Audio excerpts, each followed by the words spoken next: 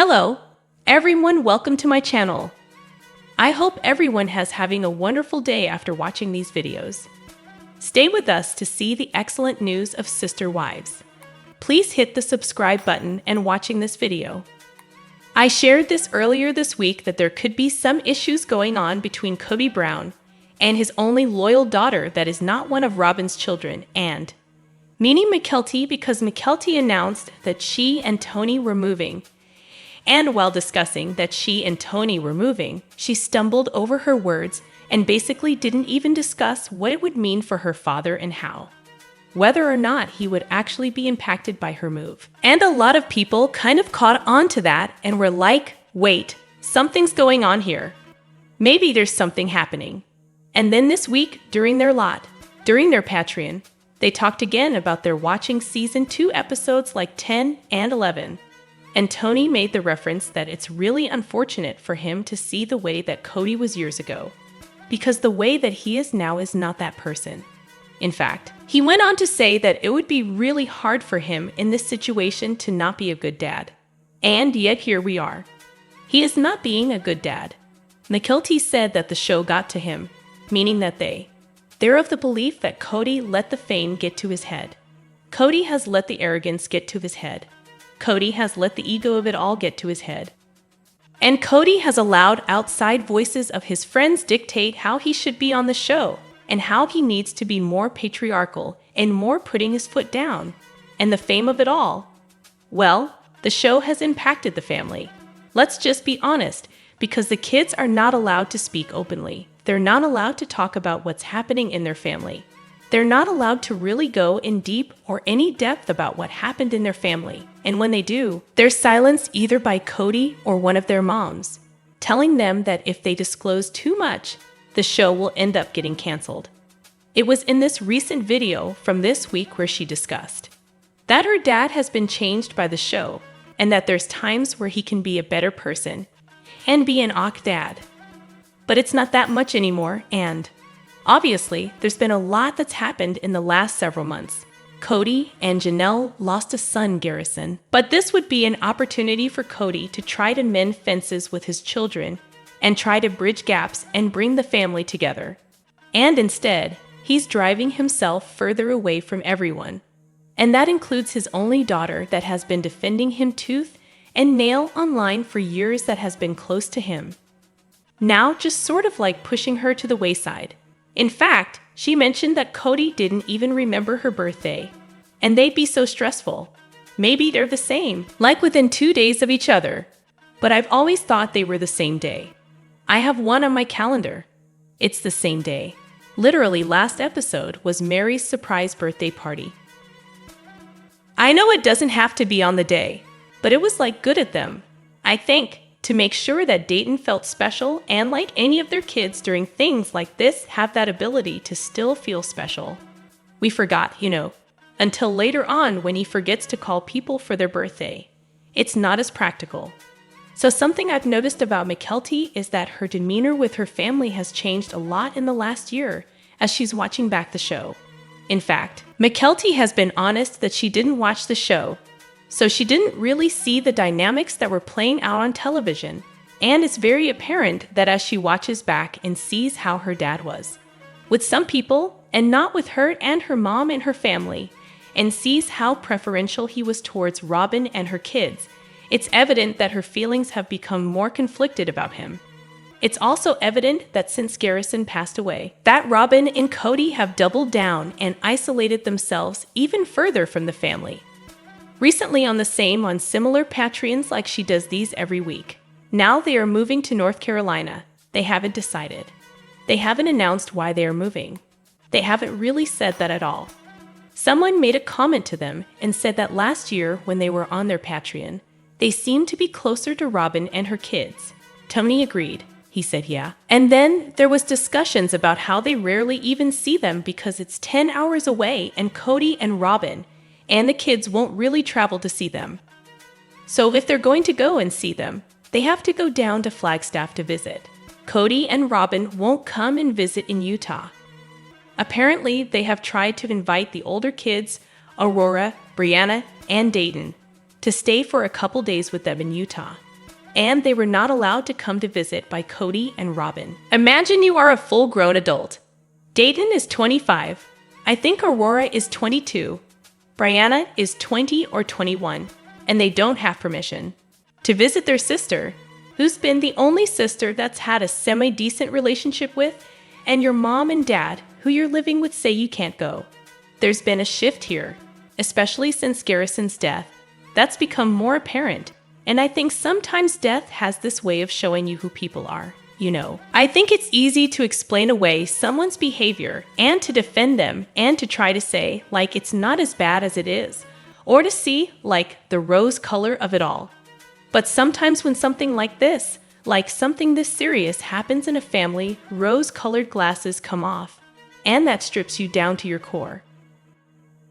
When you lose a loved one, that's a sibling, a parent, someone close, and you understand that a part of the reason that that sibling died was due to a complicated relationship that this sibling had with their father, untreated mental health conditions, running to alcohol as an escape, not having help for his, drinking, not getting help for the mental health, and then having a dad that bullied him so much so to a point that he got so dark and so depressed that even Janelle spoke about how depressed her sons had become as a result of what has happened with their father.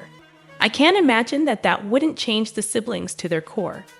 I think if siblings were ambivalent to Kody, meaning they were wishy-washy, they could have gone one way or another. It made them shift to that they're not going to care. Like they don't want to go one way or the other. They're just not going anyway. They're not going towards Kody. They're going away from Kody. I think when it came to Tony and Mykelti, she's always been close to the siblings. She's always had a good relationship.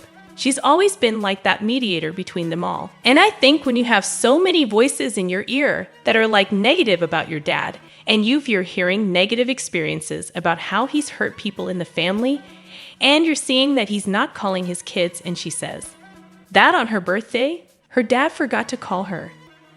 Do you remember that season where Gabriel was talking about how it was his birthday and his dad had COVID and his dad called him to, like, complain and bitch about something, and he never said happy birthday? And Gabriel was, like, devastated by that because Kody used to remember birthdays and care, and remember how he broke down and cried.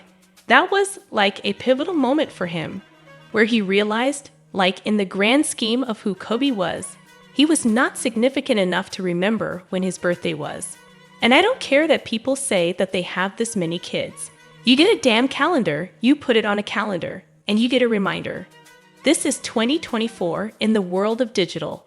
Calendar reminders. You can get notified just about any damn day of what day it is. And you can get a note that pops up that says, call your daughter for her birthday. You don't get to use the excuse of, there's too many people to remember when this was the life that you chose, and you brought more people into your life under the premise of, love should be multiplied, not divided. I think when fathers start to miss big moments like that, and they are absent in the grief and in the recovery for siblings, it changes people. You can see the look on her face when she says, and then you get to now where he doesn't even remember or even call you on your birthday. And she points to herself. She was someone that prided herself on having a good relationship with her father because she said that she would put in the work to do it. She would have the hard conversations with him. She would make the effort. Here's the thing about Kody is that Kody is like his father where he expects everyone to come to him and he doesn't have to go to anywhere for anyone. If you want to see Kody, you have to go to his house. If you want to have time with Kody, you have to come to him. He's never going to come to you because Kody is better than you. He's more important than you. He's got a busier life than you because he's Kody. Everything's about Kody.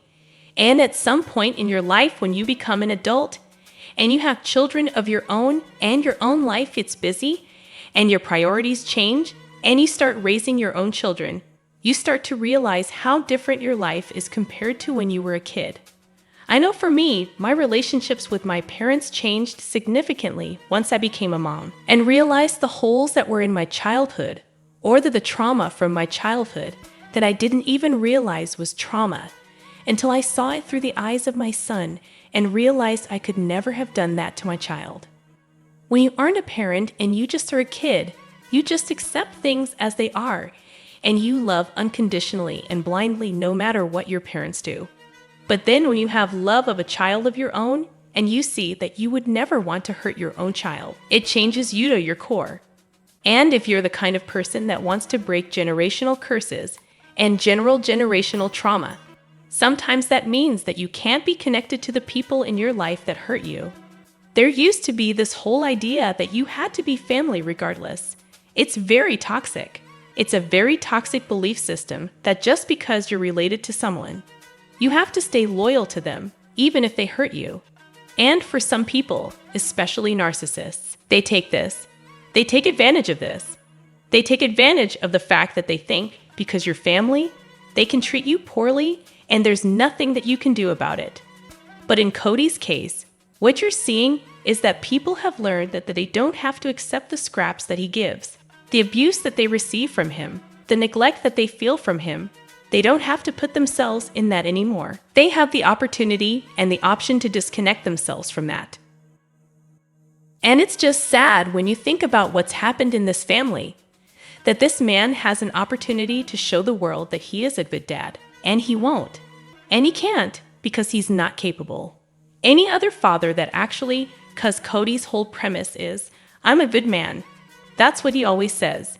If Kody were a good man, he would be doing the hard work to mend fences, repair relationships, and put his pride and his ego aside.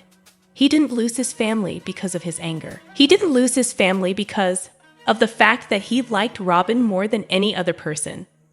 He lost his family because he was so hell-bent on controlling everyone that even in there, he drew a line in the sand and said, if you don't obey me, I don't want to have a relationship with you. And he was willing to throw away everyone to have his way. And when they didn't bend to him and they didn't give him what he wanted, he threw them out. He lost his family over his own pride, his own control issues, his narcissism, his power trip. You don't get to bully people to do what you want. Relationships take hard work and they take compromise. And when you're not willing to compromise, you'll even alienate yourself from the most loyalist of your children by not even remembering their birthday, not allowing their kids to stay at her house, not ever visiting her, or putting in an effort to see your grandchildren. You can break your little girl's heart, but sometimes that little girl is not going to let you break her kids' hearts. This is why Maddie separated herself from her dad, because she said it was one thing that I had to grow up like that, but my kids don't. And it's the truth. So Kody has lost the closest thing he's had of a semi-normal relationship with a child. And it's obvious that it's split, and it's very obvious when you watch McKelty's Patreons that there is a serious bridge that has been burned. So she also said that the new season will be coming out late August, early September. It's amazing that in all of this chaos and in all of this upheaval, they still have a show where they pretend that they're a family. Can you imagine having a show with people that don't even speak to you anymore, and you were once their family? And you call the show Sister Wives. It's very ironic. Alright, y'all, what are your thoughts about this? Make sure to give this video a thumbs up. Make sure to subscribe to my channel if you haven't subscribed, and click on the bell so you never miss a video. Bye, guys.